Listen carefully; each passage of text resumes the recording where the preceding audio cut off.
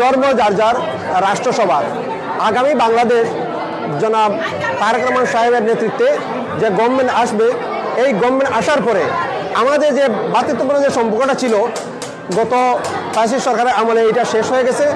আমার বিশ্বাস আগামীতে এটা আবার ফিরে আসবে।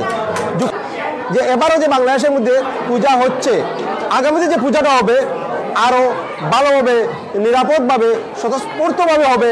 আমার বিশ্বাস যদি বিএনপি সরকার আসে তাহলে আমরা সুন্দরভাবে এই পূজা মণ্ডপগুলোতে আমরা সাজিয়ে করতে পারবো। আপনারা দেখেছেন চট্টগ্রামের মধ্যে যে পাহাড়ি অঞ্চলের মধ্যে যে কিছু মানুষের ইন্ধনে যে আমাদের সম্পত্তি নষ্ট করার জন্য যে অকাঙ্ক্ষিত ঘটনা ঘটিয়েছিল, আমাদের দেশপ্রেমিক সেনাবাহিনীর ওনারা অতি সুন্দরভাবে এই জিনিসটাকে ট্যাকেল দিয়েছেন, যার জন্য বাংলাদেশে এবার খুবই সুন্দরভাবে পূজা উদযাপিত হচ্ছে, খুবই সুন্দরভাবে পূজা করতে পেরেছেন। আমি আবারও আমাদের দেশনায়ক জনাব তারেক রহমান সাহেবের পক্ষ থেকে, যুক্তরাজ্য বিএনপির পক্ষ থেকে শারদীয় দুর্গাপূজার শুভেচ্ছা জানাচ্ছি। সবাইকে শারদীয় শুভেচ্ছা। আমরা হিন্দুরা যারা এখনও আছি, এখনও আমরা বোঝা দরকার বিগত দিনে বাংলাদেশে যত বাড়িঘর দখল হয়েছে, এখানে কোনো বিএনপি বা জামাতের নাম নাই, সব নাম আওয়ামী লীগেরই। ৭১-এর পরে যা হয়েছে আওয়ামী লীগই করেছে, পরেও যা হয়েছে আওয়ামী লীগই করেছে। আমরা হিন্দুরা ভালোভাবে জানি কুমিল্লাতে যে ঘটনা হয়েছে সে আওয়ামী লীগের এমপি নির্দেশনা হয়েছে। আজকে এই পালিত এমপি ইন্ডিয়াতে আশ্রয় নিয়েছে। আমাদের হিন্দু সম্প্রদায়ের পক্ষ থেকে জনাব তারেক রহমানকে আমরা শুভেচ্ছা জানাইছি। সমগ্র সনাতনী যারা প্রবাসে বাস করে সবার পক্ষ থেকে ওনাকে শুভেচ্ছা জানাইছি।